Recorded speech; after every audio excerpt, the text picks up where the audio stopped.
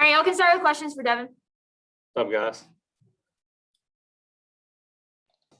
That was interesting. Yeah, it was, to say the least. Talk about the adrenaline after pumping that one right down the middle. Yeah, I mean, obviously I was struggling to throw as much strikes as I wanted to tonight, but whenever I did throw the strikes, if I could feel it out of my hand, and it felt nice to get to repeat that a little bit more in that last inning to get those last 3 outs.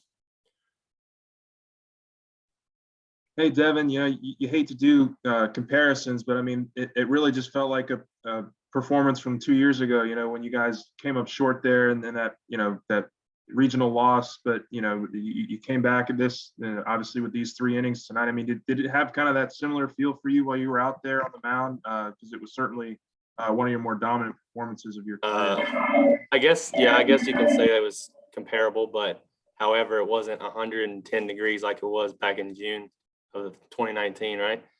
Today, I felt like I barely broke a sweat for the first 2 innings, and I was like, all right, I gotta finish this one up, barely even sweating, but it was good to get that win, man. Very good.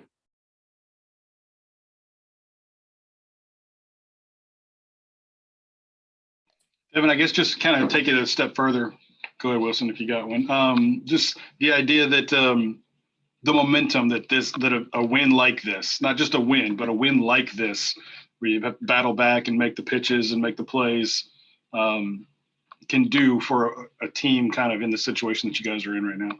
Yeah, I mean, it's not a secret that we're 5-11 now, but we obviously got to turn our wins and losses column the opposite way going down the stretch, and that's a good way to start it off, and also myself included, getting the job done in the back end of the bullpen, hasn't been as what we wanted it to be, but today's a start, and we bring it again tomorrow and just keep going every day at it, and just keep working at what we know how to do. Yeah, Devin, I mean, I don't know what the feeling would be. I mean, what is the feeling for you having, had what happened last weekend against South Carolina, be able to come back and do this? I mean, longest appearance of the season. Personally, like it's just another day, obviously I knew that I didn't get the job done last weekend, but, I was going to get my name called this weekend at some point, and I knew I had to make pitches, and it just, I feel like I've been in the game like all the time this year. I mean, it's just, like I said, just another day. So just make pitches.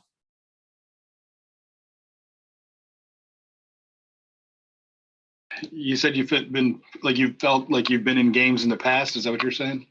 No, I feel like obviously I feel like I've been in the game a lot, like, once or twice on the weekends, every week, so it's just, like I said, just another day.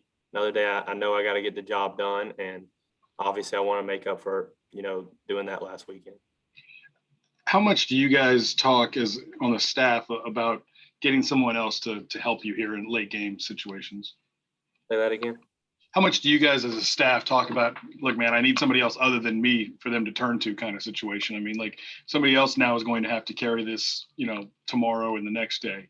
Well, obviously I did my thing tonight, and I didn't do it last weekend, but everyone knows that they can do the same thing. I'm just trying to set an example for them, but they're just as talented, and they can do the job as well.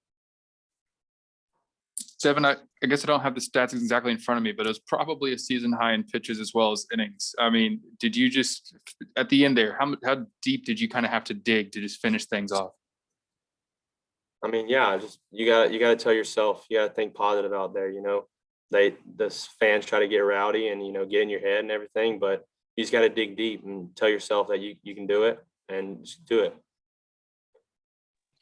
What sort of went through you as he swung over that last pitch? I mean, you were screaming and yelling and obviously extremely excited. What sort of feeling was going through your mind? The main thing I was telling myself was, this is LSU. We're playing for something bigger than ourselves. And, to get this win, to show everybody that, we're not just going to lay over and, let teams do what they've done to us in the past. We're going to fight this thing till the end. So that's just one thing that went through my head right there at the end. Any more questions? One more, if anyone has one. Yeah, just what was it like? I mean, it's like the first sporting event. It probably felt like a sporting event that we've all seen, the fans and the crowd. And Oh yeah, I mean, like I said, it's just another day. The fans got rowdy, and you just got to do your job. Thank y'all.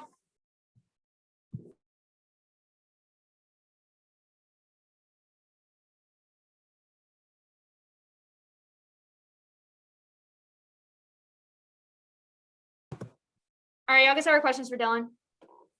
Dylan, David from Rivals, when you hit the home run, did you just feel like finally, maybe some good fortunes finally coming to this team this year, because you were finally, it was a come from behind win and you hadn't won a game after the 6th inning. Did you feel just kind of like just a sense of relief? Yeah, it was I mean, wasn't really a big weight off our shoulders. We were up by 1 run. We still had, to score more runs and produce. Obviously we didn't do that.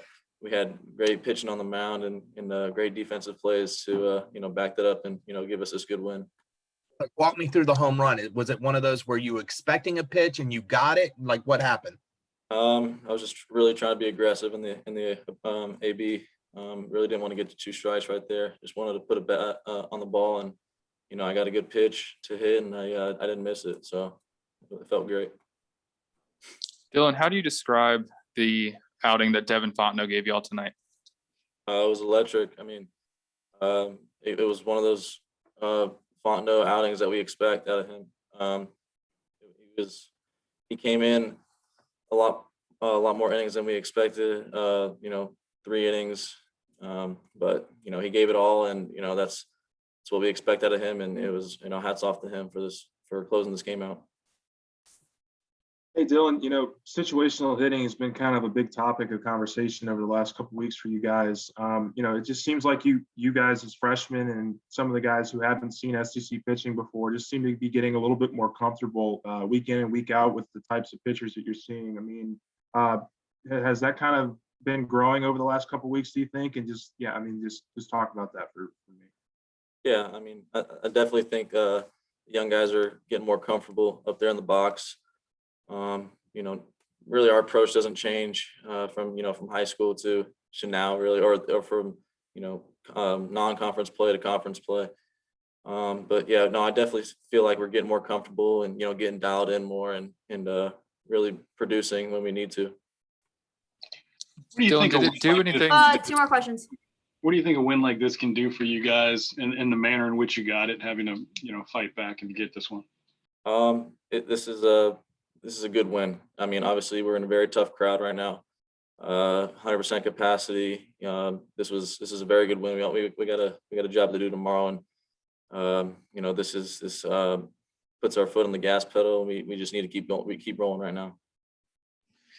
Real quick, looking back on sort of the beginning of the game, they made that late scratch with Gunnar Hoagland. How much time did y'all have to get ready for Derek Diamond? And did that sort of make it tougher to face him because you didn't necessarily know you were going to until a couple hours before first pitch? Really, I don't think it was that big of a deal. It wasn't that tough. We didn't know until we got here to the field. We get our scouting reports right when we get on the field. So, it wasn't that big of a difference. Our approaches, again, don't change when we face, really good arms, good SEC arms. So, it was good to come on top against a good arm like that. Thank y'all.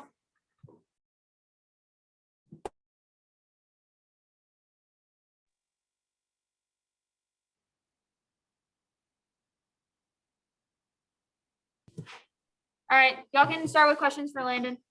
Landon, David from Rivals, you leave the game, you're losing, and good baseball fortune finally hits you where you're in the dugout, but your team comes back and gets the lead again. Just tell me what was going through your head in that inning when you get the 3 runs. It's got to just feel good. Yeah, well, it felt good, to have the lead, and to be able to pull out a win. At that situation, I'm not really thinking about, really thinking about if I'm going to get a loss or not. I was on the top step when I came out, and I was cheering on my teammates. You know, I cheered on Garrett Edwards when he came in, and then cheered on our lineup. Tried to help them will themselves through at bats and stuff like that. So. Landon, you've seen a lot of Devon Fontenot's career, obviously, I mean, the 2019 Super and all those sorts of things. Where would you put this performance from him tonight and maybe the best outings of his career? Yeah, it's up there, man. I mean, Devon battled his behind off tonight. I mean, you know, it reminds you so much of 2019, but, you know, not as long. But, you know, we came out with a win, and I know Devon's proud of himself, and we're proud of Devon. And, you know, we're going to move on with this one and look forward to tomorrow.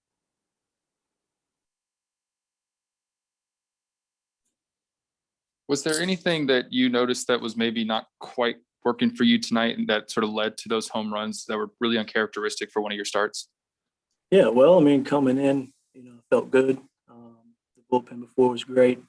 You know, and then I started throwing in the game, and, you know, I didn't have the greatest stuff. I knew it, coaches knew it, teams knew it, you know, everyone knew that, you know, that wasn't, you know, my best stuff. But, you know, sometimes you're not going to have your best stuff, and you really have to focus that much more, you know, to be able to almost will yourself through the start and, you know, at least keep your team in the game. And, you know, I was fortunate enough to do that tonight. Any more questions for Landon? Yeah, stay right there where you're at, Landon. Last And one. thank you, Ashley. Back up a little for me, buddy. Lean back. There you go. Beautiful. And big and loud, I guess. Just what was that like to be in a sporting environment again with a lot of fans? And obviously, we hadn't seen anything like that so far. Yeah, man, you miss those fans. You know, not these rowdy Ole Miss rebels, but you know, you miss the big crowds. You know, it's so fun. I was so excited to pitch here tonight. You know, it's just something you embrace. You don't let it intimidate you. You embrace that, and, you know, it was a lot of fun. Thank y'all.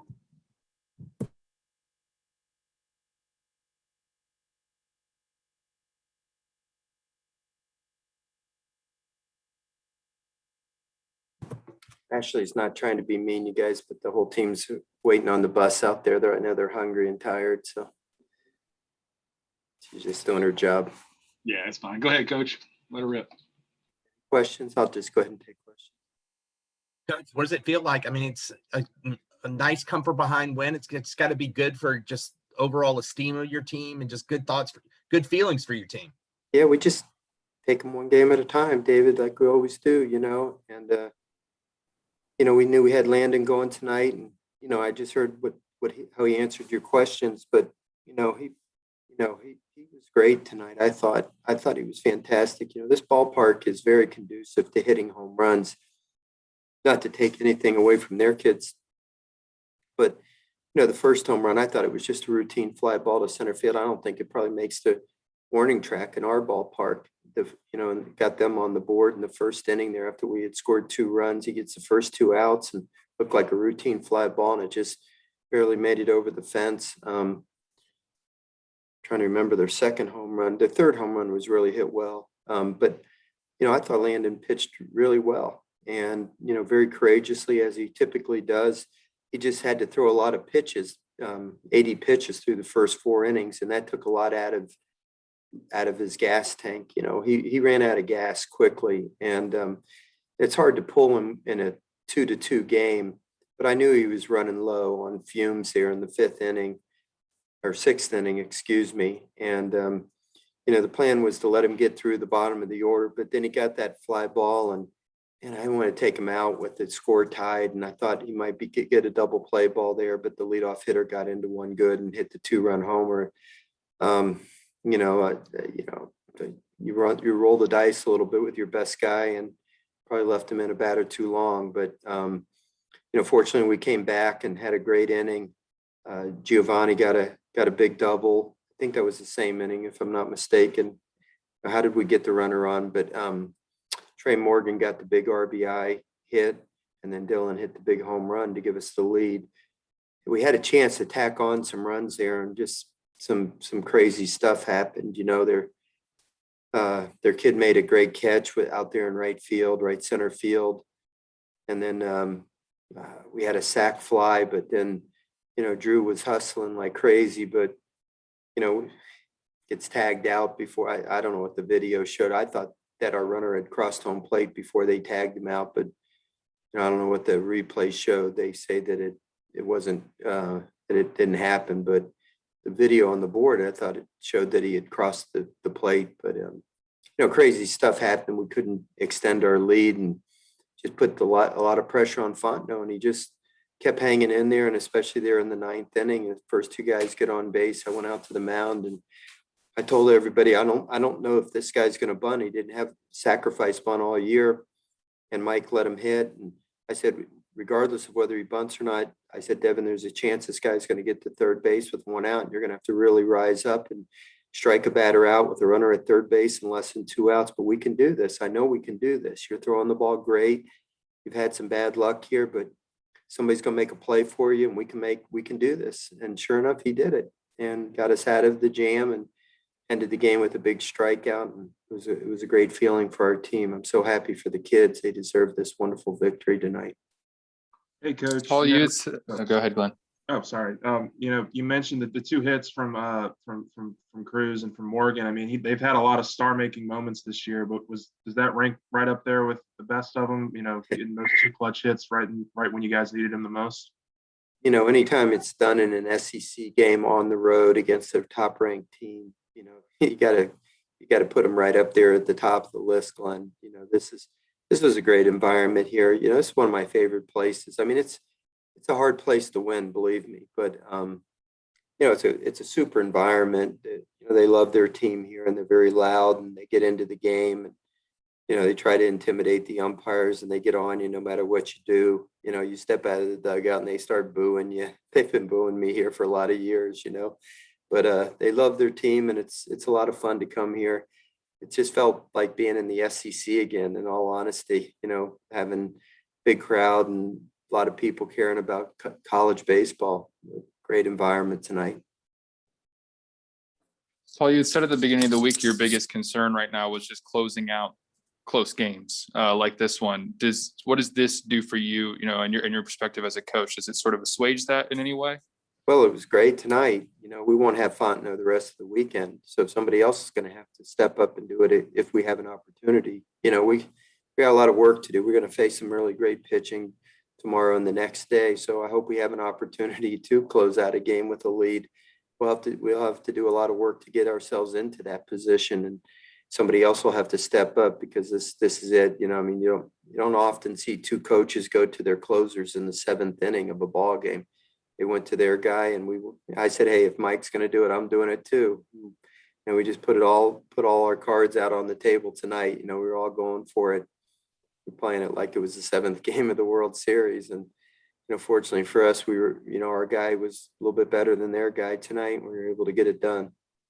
Yeah, Paul, in the ninth inning, both the Doties, Cade making the play on third to save potentially 2 runs, and then you had to go to Braden for the last 2 outs, and he came through for you. How about Braden? He's just such an awesome kid. He's a program guy, and he's just the most awesome kid. And Wyeth took that one off the wrist, and I tried to give Braden a little pep talk there, and I said, Braden, you can do this. Come on, son. You take a deep breath. You'll be all right. He looked at me just as cool as a cucumber, Ron, and just said, I'm fine, Coach. Don't worry about it. I'll do fine.